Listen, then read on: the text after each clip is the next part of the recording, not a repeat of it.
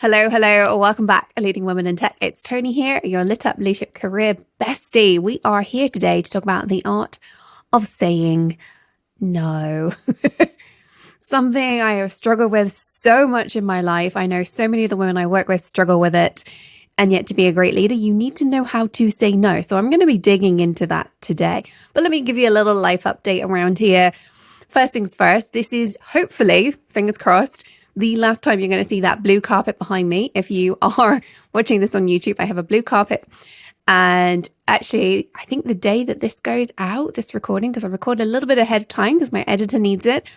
I think the day that this goes out is the day that that carpet is going to be replaced. That's exciting. I've been gradually doing up our house this summer, just finishing off a whole load of DIY jobs. And replacing the carpet is one of the final steps. I'm super excited about that. Like these small things are really good to me. Small little wins. Also, you might have heard on a previous episode that this is the summer where I am focusing on my mental health, my brain health, not my mental health. Mental health is part of that, but my brain health.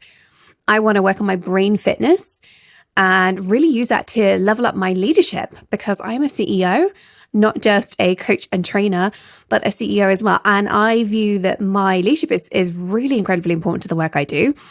If I'm not a great leader, then my company isn't a great company. We can't deliver the great work that I know we're capable of delivering. So I am setting myself a challenge in June, July, and August to really up level my brain health. And I can tell you, only a few weeks in at the point of recording this, it's not going exactly to plan. The most important thing I want to focus on was my sleep.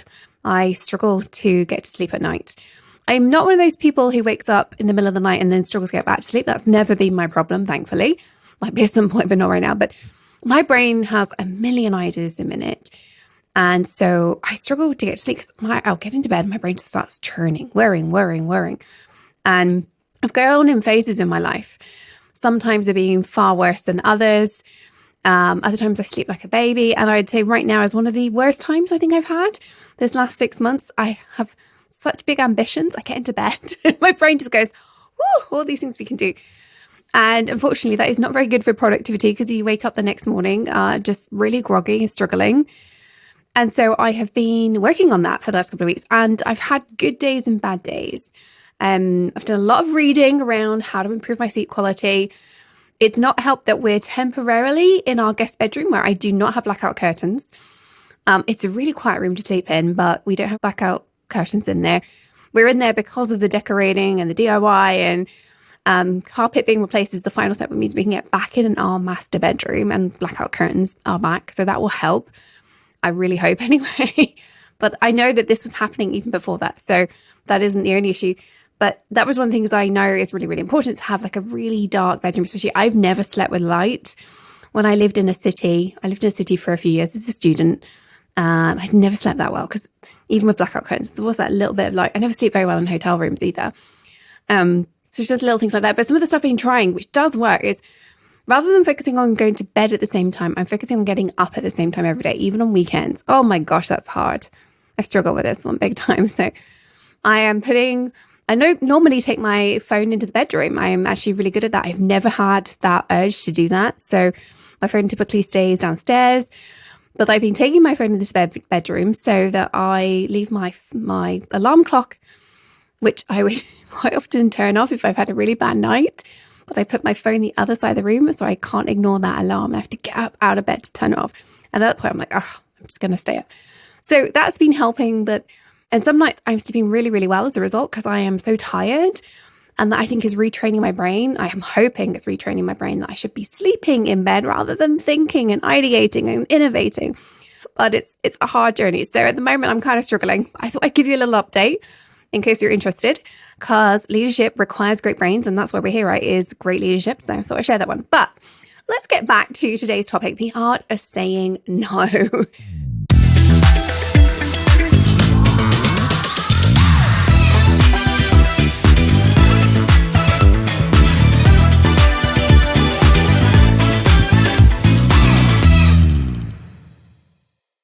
I have struggled so much. I think I already said that, but hey, I'll just reiterate. I struggle. I still struggle to say no. I love to please people. I'm a recovering people pleaser. in that I know most of the time that it's not actually useful to that person in front of me to please them right now. But I still like to make people happy. And therefore, sometimes I will take on work that I potentially shouldn't do. What I've learned not to do is to do things begrudgingly. That I'm really good at, but I still struggle. And one of the things that really damaged my early career is I got some advice, which was, you can't afford to say no, Tony. You have to say yes to everything. Otherwise, it's bad for your reputation. Worst piece of advice I've ever been given. It's such a terrible piece of advice because it reinvigorated this whole people-pleasing need in me. And I felt like I had to say yes to everything. And my work really suffered as a response because I took on too much. And quite frankly, I underdelivered. I overpromised and underdelivered. My reputation took a hit. I was stressed out of my mind. And I think it held me back for at least a year, if not longer, until I figured out that was terrible advice. So I want to talk about the art of saying no. The art of saying no for ourselves, the art of saying no for our personal lives, for our professional lives, and as leaders. Even if you're a CEO, I have to say no as a CEO all the time, both to my team who have great ideas. And I'm like, I get you, but not now. Or that doesn't make sense for this business. I also have to say no to people who want to do things with us. Like, oh, it'd be easy to take that. It's great money. But you know what doesn't align with our mission and vision, or it's going to take us in the wrong direction, or we don't have the skill set. It's going to distract us from something. There are so many reasons why we need to say no. And the other one I really struggle with, which kind of fits in with my sleep issues, is saying no to my own ideas. I have so many ideas. Ideation is not my problem. My problem is, what do I do with all those ideas? And I coach women through this all the time. And I really get it because I experience it almost on a daily basis. I have thousands of more ideas than I can possibly implement. And the hard thing is saying no to those great ideas that I don't have time for. Choosing the one nugget that I'm going to take forward. It's going to take 6 months. And yet every day during those 6 months, I'm going to have 1,000 ideas a day that I have to say no to. As humans, as leaders, as women, we often find ourselves in situations where we're expected to say yes, whether it's work, whether it's personal, or even in our own minds. How many times have you been asked to do something and because you don't want the other person to feel rejected, you say yes, and maybe you regret it immediately, maybe you regret it later, or maybe like me, you're the person going, oh, I'm just going to squeeze that in, and then you don't regret it, but you're wondering why you're so stressed out. Because once you've agreed, it's hard to go back on your word, right? So we do things begrudgingly, or we say yes to things for our own benefit when actually that just ups our stress levels. Like I said, sometimes it's saying no to your own things. It's really, really hard, let alone other people. And I think particularly in business, saying no to all your ideas and choosing just one is a huge challenge. But saying no to other people, for many of us, we're so scared to offend. We don't want to seem harsh. We find ourselves continuously saying yes when we want to say no. One of the things I love to highlight to the women I work with is that what you don't realize is when you say yes, you're actually implicitly saying no to at least 10 other things. You just aren't consciously doing it because you're setting yourself up for stress, for burnout, even for depression. When we tend to say yes, when we really need to be saying no, we're not going to be happy. We're not going to be able to achieve as much. We're definitely not going to feel as fulfilled. And a lot of this comes from imposter syndrome, people pleasing, all of that stuff, because we have this need to feel important, to feel useful, to feel wanted, to feel, I would say even loved. I mean, you might think that doesn't apply to work, and I'm talking in the work context here, but there's an element of appreciation, which, you know, the word love kind of captures, even though it might not be the love that we use personally, but it's that need to feel very important and valued.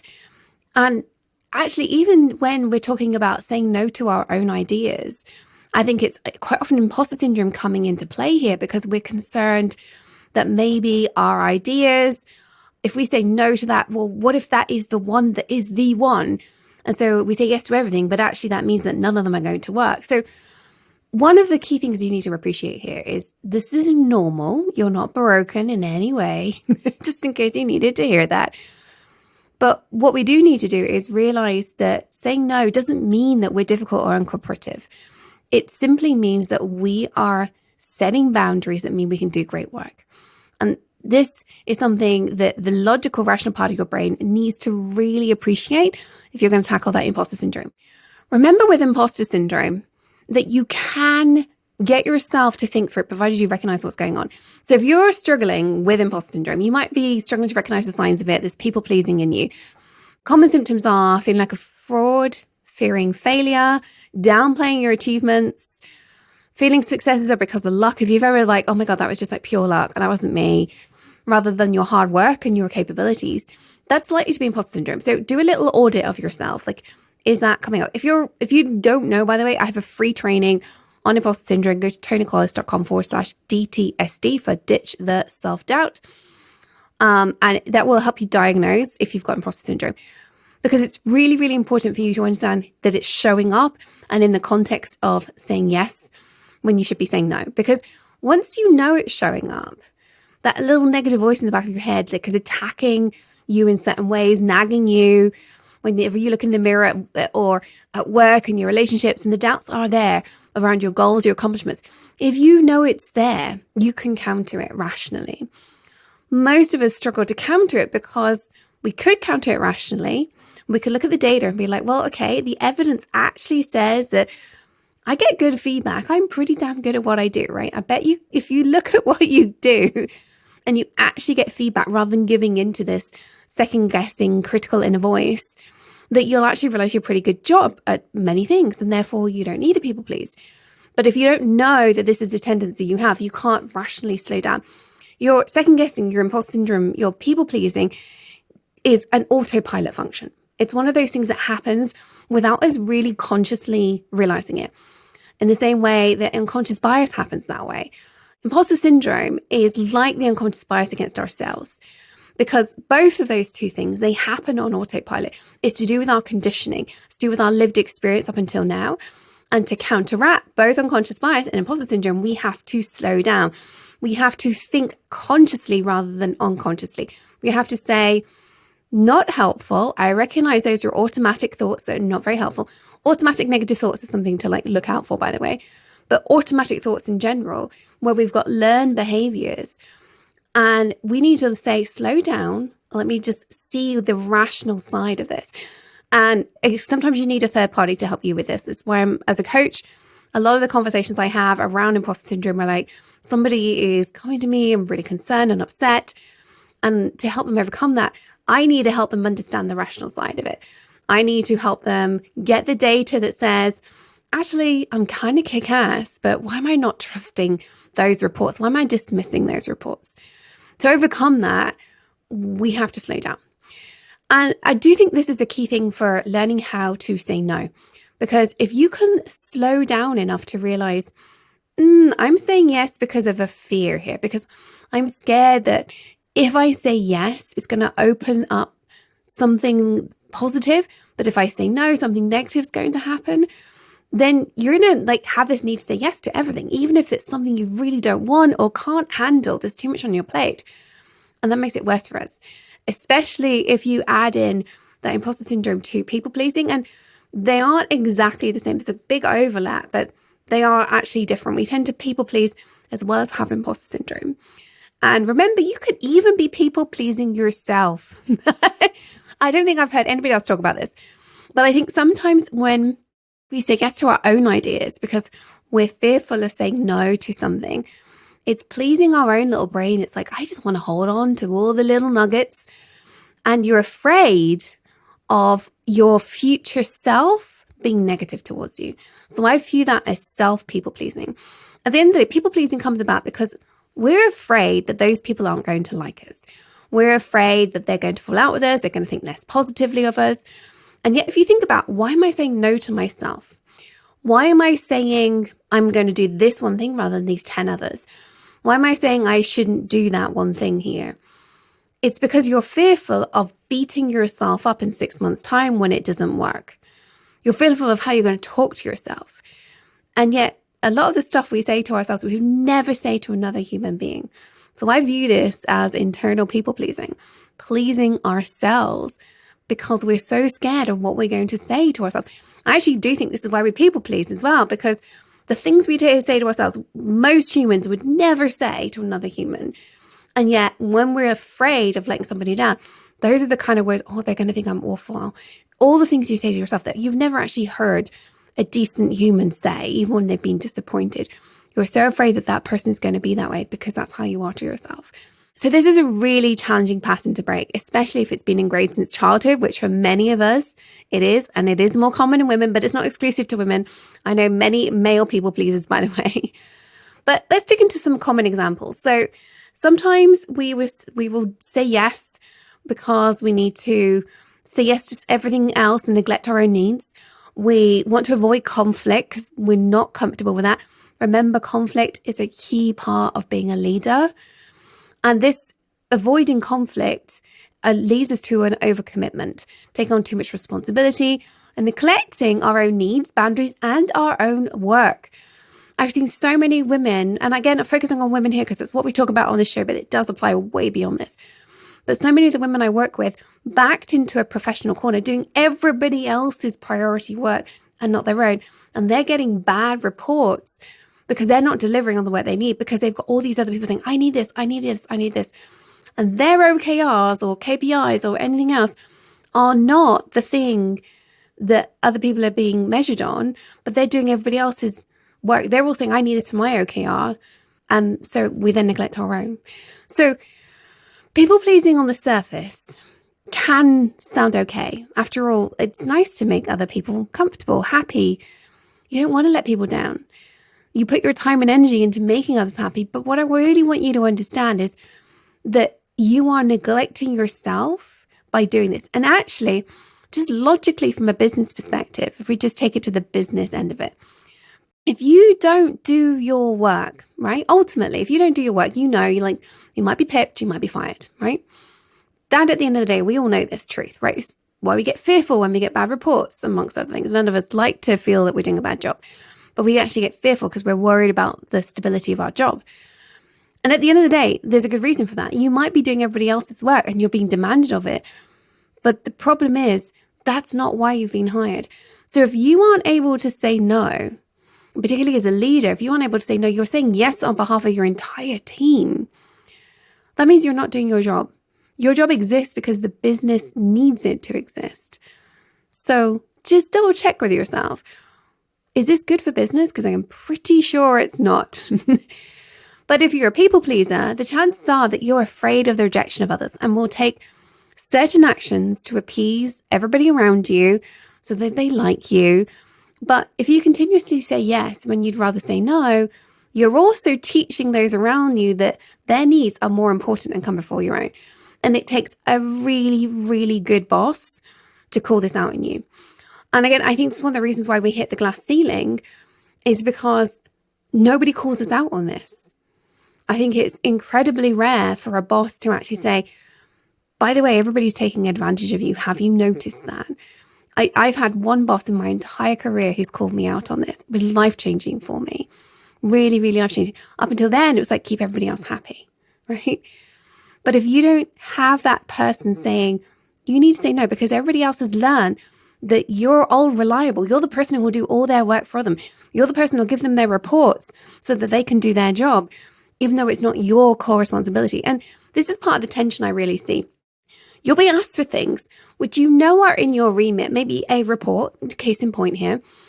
Your team provides reports to other parts of the business. Other parts of the business need this to do their work. The problem is the report writing is not the thing you're measured on. It's just something your team can produce. And therefore, you seem to be spending all your time doing all of this rather than saying, why do they need it? Why is it not automated? Why is it something they need from me more and more and more? Rather than me getting on with my work.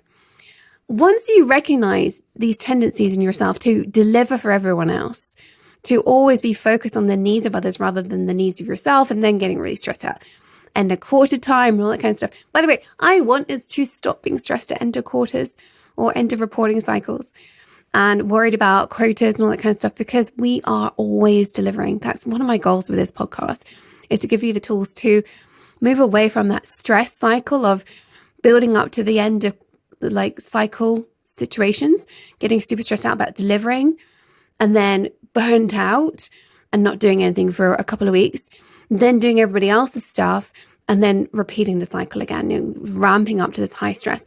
You just do this stress cycle over and over and again. I want that to stop. I'm absolutely sure from all my experience that is a key contributor to the glass ceiling. And again, because as women, we're less likely to be called out on it.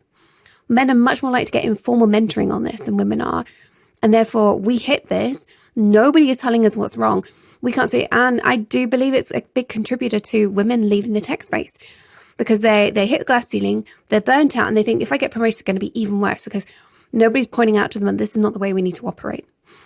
So I want you to recognize this tendency in yourself. If this is resonating with you, it's time to recognize it and start working on it. So let's talk about what we can do. So the first one is to practice assertiveness. Oh, lovely, right? As leaders, we need to be assertive and learn how to say no politely and effectively.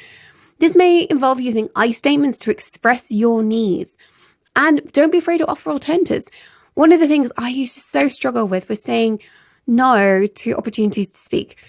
Not because I desperately wanted to speak at all these events, because at one point I was doing so many, I was just tired, but because I felt like I was going to let somebody down. But part of me also was like, but I'm not the best speaker. And it was slowing down and realizing my needs. I needed to not be on the road as much. And then when I realized, you know what, there's somebody better than me, and offering the alternative. And I did two great things there. One, I helped that person who's looking for someone find an even better person than me. And two, I opened a door for another woman. I always try to open the door for another woman. And when I leaned into that it wasn't just about me, it was about what was needed by the person asking me. And it was also what was needed by this other person I was recommending. I've also realized that when I overcommit at work, when I say yes to something, and it doesn't happen so much now because I run my own business, but previously when somebody would say, could you do this for us? And I'd be like, yeah, I can. And I would overpromise and underdeliver. And that's actually not what they wanted. But it took so much time for me to recognize that.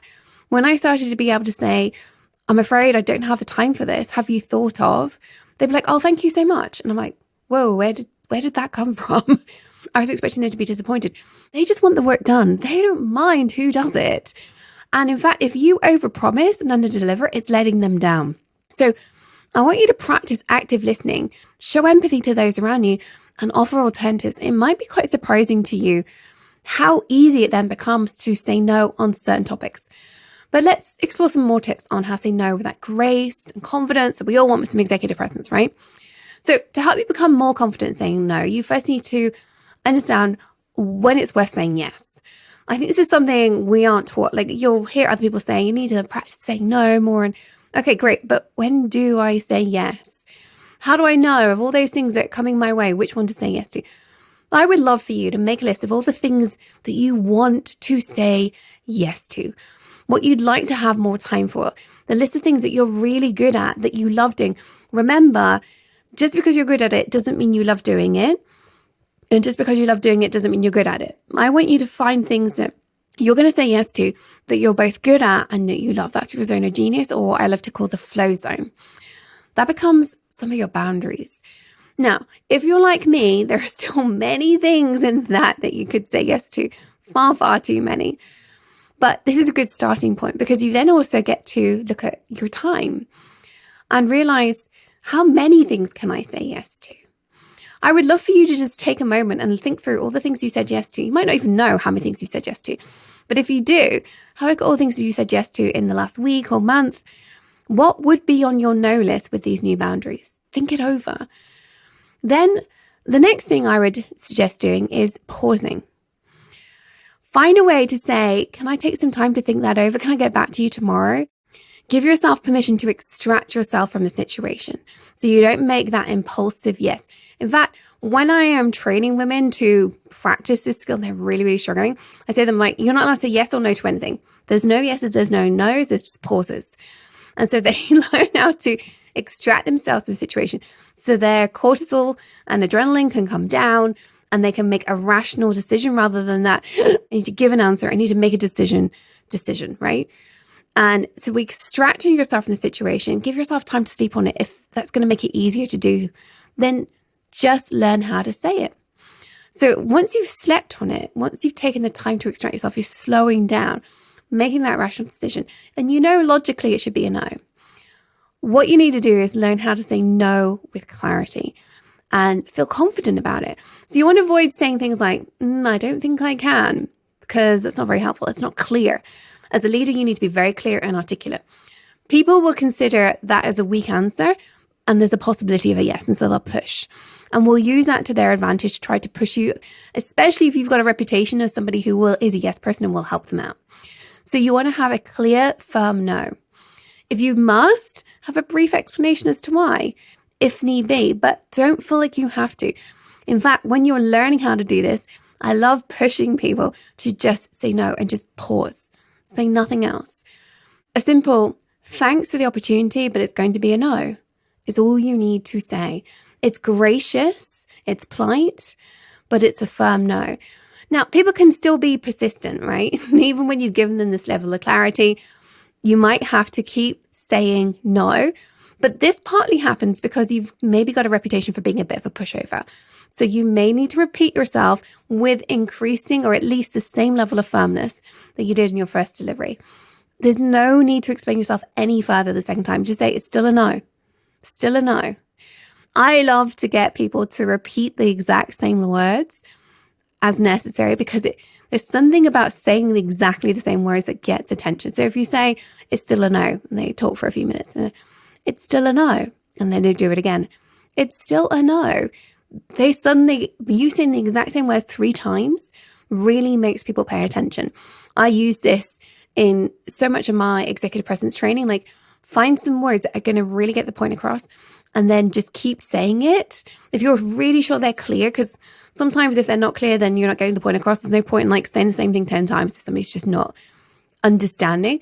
But something really simple and clear, like it's a no, really it's about making sure they hear you, not understand you, because if they hear you, they will understand, right? So don't feel compelled to elaborate, to say any more, just because they're feeling uncomfortable, right? At the end of the day, you need to hold firm. This is such an important leadership skill. So hopefully at this point, you're more comfortable with saying no. But there are times when it's okay to say yes. And so I want you to remember this. What I would say is while you're learning to say no, continue to really think about why you're saying yes. Be really conscious of the yeses. As I said, I don't think you should ever say yes immediately. You should always sleep on it. Saying no to things gives you time, gives you freedom to say yes to all the great things that are important. But remember those boundaries. Remember what it is you can do. I actually think we should always be looking at our schedule, personal and professional, before we say yes. But it's very tempting when you start saying no to be like, oh my gosh, I've got more time. That thing there, is it within my boundaries? I'm going to say yes to it without actually sanity checking. What does that mean? Is that a 6-month commitment? Is it 2 hours in the next 2 weeks that I don't have? Even though you're like, but I've just said no to all these things.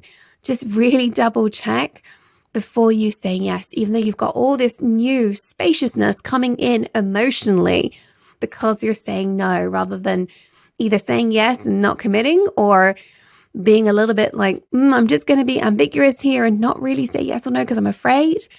When you actually start saying no, it's going to feel really empowering, but just make sure you don't keep saying yes too much. So ask yourself if it fits in your life physically, mentally, financially, emotionally. And if it's the business, those things still apply. You've got to have the mental space to take this on because as a leader, you have got a mental capacity, remember. The business has to have the financial. You might need the budgetary capacity to take this on. Again, so many earlier career leaders I see really messing up. They take on something they don't actually have the budget for because they don't realize they need additional budget to do it. So really look into that. If the answer is no to any of those, then you can't say yes, even if you feel like it's within the boundaries. So really ensure you're saying yes to things that align with what you've set yourself out for, what your business needs from you, what your leadership needs from you, what your role needs from you, what your team needs from you. Now, you may find that you want to say yes to things that are challenging. So I talked about being good at something and loving something. There is one exception to this. You can say yes to things that are going to grow you. They're challenges. So it excites you, but it's not necessarily something you're amazing at. It's going to be hard. It's going to be uncomfortable in some way, but it's still exciting. That is a growth opportunity. Now, you have to be very, very sparing about these. in that if you take on a growth thing, that's going to stretch you mentally in so many ways. You only really want one or two of those at a time, to the point that when I'm training women, a lot of what I do is like getting them out of their comfort zone around executive presence, around communication, feedback, critiquing, just leveling up as a leader. A lot is out of their comfort zone. I'm like, we do one thing at a time. Sometimes it takes a day, sometimes it takes a week, occasionally it takes a month. One thing at a time, and layer it on. Do not say yes to too many growth things at once that are going to move you out of your comfort zone. Because yes, we want you to explore new challenges and open yourself up to this growth mindset, but you've got to layer it on appropriately. You've got to build one thing at a time so you don't feel overwhelmed. And by the way, this applies to your team as well, to your professional work. You can do something that takes your team into its growth zone. In fact, I think that's beautiful. A lot of the work I do with executives is recognizing that they need to up level. Something above them has changed. Maybe the business is changing. Maybe their boss has got promoted and they need to up level. Or maybe the business is growing and they need to up level. And what then needs to happen is your team needs to up level as well. But to do that, your team needs to have a growth mindset. And one of the things that you need to recognize in this situation is you need to apply the same criteria for saying yes to stuff to your team as you do for yourself. You want your team to grow. And so you're going to be doing stuff with them that is challenging, that they don't know. They don't know how to do it. But you only want to really be doing one thing at a time. Or at least, I mean, if you've got a huge team, if you've got 100 people under you, little pockets can do different things. But you want to be really mindful of growing them in the right way, being consciously growth mindset oriented. You're going to be amazed when you do this at the opportunities that actually then opens up as you learn and discover when to say yes to your curiosity, when to say yes and level up. It's actually so much faster to say yes linearly than it is to say yes to everything and try and do everything at once. And so it's going to be hugely beneficial to you, to your professional development, to your team's development, and just so empowering. The final thing I want you to just remind yourself of here, though, if this is inspiring to you, is one thing I want you to say yes to more than anything is to say yes to self-care. And this is something that I see is the thing we often neglect. We say yes to our kids, we say yes to work, we say yes to our colleagues, we say yes to our partners. And the thing that gets dropped is our time and our self-care. If it ever comes through a choice between someone requiring something of you and you needing to take a mental health day or time for yourself to decompress, even just 5 minutes to yourself is so incredibly important. And I know that if you've got kids, for example, you may feel like you never say no, but you need to make sure that you prioritize your own well-being. You need to say yes to yourself for the right reasons. You need to stop waiting for permission from others to do what you need, to take care of yourself, to invest in yourself for that matter. And it's okay to do things like go on that once-in-a-lifetime trip. One of my clients recently got laid off. And she was like, right, okay, I'm going to use this severance to go on a once-in-a-lifetime trip. She left her husband behind. I was like, go girl. She'd been planning this for years and finally she did it for her. It's what she needed. And she needed it for all of the reasons that mean that she's a great leader at the same time. So instead of setting yourself up for burnout, resentment, depression, always feeling like you need to say yes, I want you to remember you don't need to, but the one thing you need to say yes to is yourself from time to time. So write down that list of boundaries, write out what you really want to say yes to and where you actually should be saying no to. Remember that this takes practice and layering on, as all the things I talk about on this show are. I want to leave you with a final mindset tip, short and quick this time. But remember that when you say no to something, you're saying yes to yourself and to something even greater. All right, I hope you've enjoyed this show. If this has been good for you, please hit like or subscribe in your favorite podcast player on YouTube. And remember to share this episode with anybody you think needs to hear how to say no. Until next time, remember, stay on your tech leadership game, follow your dreams, because the world really does need that uniqueness that you bring as a leading woman in tech.